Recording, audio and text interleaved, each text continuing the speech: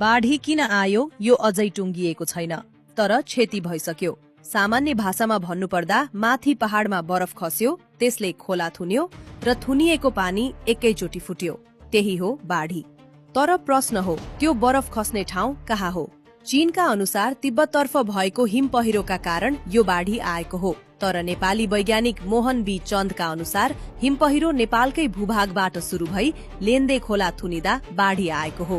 दुई देशको भनाइ नै मिल्दैन र त्यही बिहान ठ्याक्कै 8:37 युएसजीएसले कोदारीबाट 77 किलोमिटर उत्तर पश्चिममा 4.4 म्याग्निच्युडको भूकम्प पनि दर्ता गर्यो। बाढी प्रभावित क्षेत्रकै नजिक अनुगमन स्टेशनमा अझै 7 मिटर पानी छ र थप हिम पहिरो हुने जोखिम पनि उत्तिकै छ। विपद जोखिम न्यूनीकरण तथा व्यवस्थापन राष्ट्रिय परिषदको बैठकले रसुवा र नुवाकोटलाई 1-1 करोड़ रुपैयाँ र धादिङलाई 50 लाख रुपैयाँ उपलब्ध गराउने निर्णय गरेको छ। तर वास्तविक प्रश्न बाँकी नै छ। भूकम्प, हिम पहिरो र बाढी यी तीनै एकअर्कासँग जोडिएका थिए त? तपाईको विचारमा यसमा सरकारको तयारीमा कमी थियो कि यो साँच्चै रोक्नै नसकिने प्रकोप थियो?